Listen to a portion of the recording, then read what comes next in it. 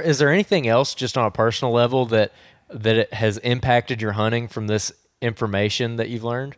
I think one of the biggest things that I've learned, and it's not necessarily related to vision, but it's related to how you enter and leave a stand, what you do in a stand, and every interaction you ever have with a deer. Because every interaction you ever have with a deer, you've just taught that deer something. And I think that's important to keep in mind, particularly with people who have repetitive use of same stands and so forth. Deer, every behavior that a deer has is a learned behavior. They're not naturally avoiding humans until they learn. They're taught to avoid humans, and they're taught by, and basically is taught by experience. And the more you give them that experience, the smarter you're going to make your deer, and you'll make them not use certain areas as well. Has there been any studies done specifically on like a deer's mental capacity for like memory or anything like that? Again, like when it comes to like conditioning or anything, like kind of what you're talking about, like they're kind of like Classical conditioning? Yeah. Well, not. I don't know if maybe there has been, but I can report a study done at Chesapeake Farms in Maryland that looked at deer movements in relation. It's been done many times, been done in Georgia. Deer's use of a landscape that has permanent hunting stands that are hunted frequently, and yes, they absolutely avoid them at a significantly statistical rate. That, in fact, the Georgia study was done just south of where we're talking today a few years ago. Literally looked at overhunted food plots, box stands on overhunted food plots versus those that weren't, and saw the daytime use of those food plots just plummet during the season versus the unhunted ones that stayed pretty active. And literally it got so bad that if you were hunting one of the overhunted food plot box stands, you literally could throw a dart on the map anywhere on that property and have a statistically higher chance of killing a deer than going to that box stand. And that's not the only study that has shown that exact same That's what I'm thing. saying. It's been shown in multiple. One of the first studies was done at Westerville over in Alabama, where they did that same type of thing. They showed the heat maps. Right. And we did one in west central Georgia where during the breeding season, these bucks absolutely avoided feeders. I mean, everybody was worried because baiting became legal, all the big bucks are going to get killed. No, those big bucks got big because they got a little wiser, right?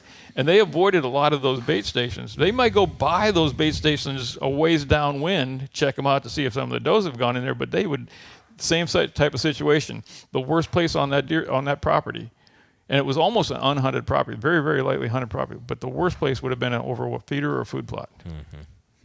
Yeah, it's pretty bad when you can throw a dart on a map. And how many of us have experienced that situation? We got a novice hunter that knows nothing about the property, goes out and randomly sits in the woods and kills a big buck, right? Or they're trying to gar hole some kid at the club. Yeah, exactly. We're going to put him in that spot because nobody sees anything there because nobody's ever gone there. Think about what that's telling a deer, so there's many places right behind camp. Right behind the pin-out board. Yeah, right. I mean, how many times has that happened over the years to folks? And so, there's no question that deer can learn your behavior. So one thing y'all just mentioned, kind of this little segment we were talking about when it comes to like conditioning deer and them avoiding permanent stand locations.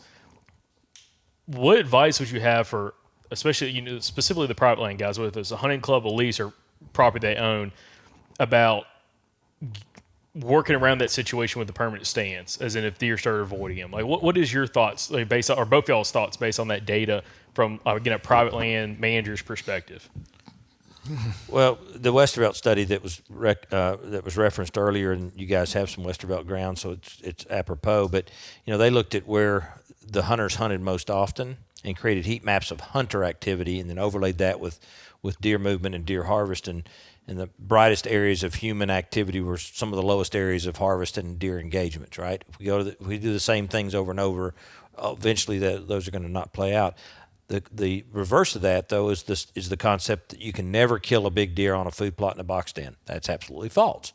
Okay, if you strategically hunt those food sources at the right time and right places and are careful, you can hunt box stands, permanent stands, and kill big deer all the time. You just can't hunt them over and over and over and condition deer. That's a source of a problem, and that's hard to do on a hunt club situation unless you have some sort of limiting factor that a stand can only get hunted once a week or once every 2 weeks, or something that prevents that just continual pounding of that same area. And the other thing is, you're driving these noisy four-wheelers often right up to 100 yards from the stand. You're conditioning deer. You're doing a lot of things else And what do we do? And this was a study done, just released a few years ago in I think it was done in Mississippi, that looked at how long it takes a deer. They looked at the traditional Friday, Saturday, Sunday hunting scenario, where a group of guys pile in on the property on Friday, run around in their four-wheelers and UTVs, checking feeders, cameras, whatever, hunt Saturday, Sunday, and go home.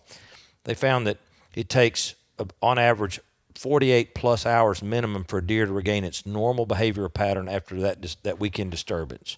So they found that statistically, your best chances of killing a deer on any given property that is historically weekend hunted is Wednesday and Thursday of the week. You have a statistically higher chance of killing a deer on Wednesday and Thursday before the Friday crowd gets in and after the disturbance from the previous Sunday. Deer have returned to a normal behavior on average by 3 days after the last disturbance. So if you can hunt midweek, that statistically speaking, you have a greater chance of harvesting a deer. Yeah, and consider the food plot as well, and the hunting conditions. I mean, if the wind's not right, don't hunt it. You know, only hunt it where you know where the deer are going to approach from upwind. Consider your access to that, to and from the stand, particularly as you're leaving the stand in the evening. Make sure you have a place where you can get down and get out of sight before the deer you get busted from the stand. You know, have your food plots. Your stands don't have to be out in the middle of the food plot. They can be tucked into a corner or something like that where you can actually sneak away without disturbing any deer that might be in the field that you may not decide not to take or might not even have seen. Or better yet, have somebody in a vehicle come bust the deer off for you. At least they have, a vehicle driving in, busting the deer off your plots better than you crawling out and having all the deer watch you walk across the field back to your car. So you can't always do that if you don't have anybody hunting with you. But if you can't get out, like Karl said, best thing is, and I've seen it over and over, people putting these box stands or permanent stands right on the food plot or in the food plot, even worse, out in the middle of the food plot. It's like most of these are evening hunts. Mm-hmm. Most of the time you're going to have deer on the field unless you shoot. Mm-hmm. So you're almost guaranteeing to pattern those deer against you. Yep. I mean, just by how you set up that stand. Mm-hmm. Well, it's like guys on Andrew's club. He's got some guys in his club. Yeah, you say they drive 100 yards? No. How about 7 yards? I mean, literally park the truck or four-wheeler and then step out onto the box stand, climb up in it, or get inside of it, and that's how they hunt. Yeah, and man. And they also, some of them leave. It's almost like they're scared of the dark. They leave that last 15 minutes of light. At the bewitching hour, right? And dude, they are getting in their vehicles and they're driving back to camp. And it's like, gosh. So, and then they wonder why they don't kill anything on the food plots. Plus, the food plots are real small, too. I mean, like quarter acre or less on some of those plots. And it's like, it's tough in that circumstance. That was one thing. We brought that up with Bronson Strickland when we interviewed him. And he mentioned, like, some of the clients that they've worked with or some of the people they've worked with, specifically that had the most success killing mature bucks on food plots, were doing either one or two things. Like, Brian, like what you were saying, they hunt it very sparingly, like it's timed at a very specific point when they hunt it, and then after that they don't hunt a whole bunch. Or they set up where they are specifically gun hunting, where they can shoot 100+ yards into the food plot, where they're way back off the food plot, up a roadbed, way in the woods, and they cut lanes where they can shoot way up into it, but then they can slip out and they're not close enough to be able to be seen or heard by those deer in the plot. Most of our stands on my hunting property employ both of those two strategies. You have to shoot through the forest before you even get into the field. But that gives us a great back door, and we hunt them very sparingly, and we kill a lot of fully mature bucks on those food plots. But we wouldn't if we hunted them like a traditional hunt club hunts them, sticks them out in the wrong spot, overhunts them, lets deer bust them frequently, But those two simple things can make permanent stands almost unpatternable. Because you're not giving deer a consistent pattern enough to make it a pattern. You're almost as random in the woods as you are on those food plots at that point. Question a lot of times I get, they say, what kind of color light should I use when I'm walking into my stand? Ooh. I don't think it matters. Deer aren't afraid of light.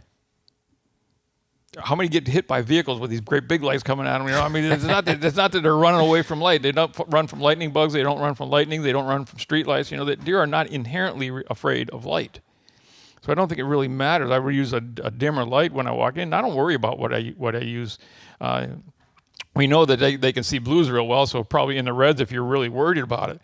They have no concept that of a light moving through the woods, that there's a 180-pound human behind it carrying a weapon. They don't know that. All they see is that light. The same reason that they see on the side of the road, they're looking. They don't know that there's a ton of metal behind that light, because all they see is the light getting bigger like this. So unless you teach them somehow through walking in, making a lot of noise, of course, with your cadence and stuff like that, that they can tell, that you're something different. The light's not the important thing. It's being quiet and try to be scent free walking in there. I was going to say scent free. I'm convinced that if you condition a deer with that light is equal to the smell of a human, then I think there can be a learned behavior there. I prefer not to use a light if I can do it. Just maybe I'm over cautious there, but I agree that light in general may not be the problem, but I don't want to condition a deer to anything that I don't have to. I used to coon hunt a lot when I was in college, and I'd be out in the woods obviously at nighttime a lot, and sometimes when the dog's singing on a cold trail or something like that, I'd walk up on a deer, and there's times when I got behind that deer and carrying a light with me, these bright lights, I could walk right behind that deer as the deer's walking through the woods, and it had no care that I was behind it. Oh, that's cool.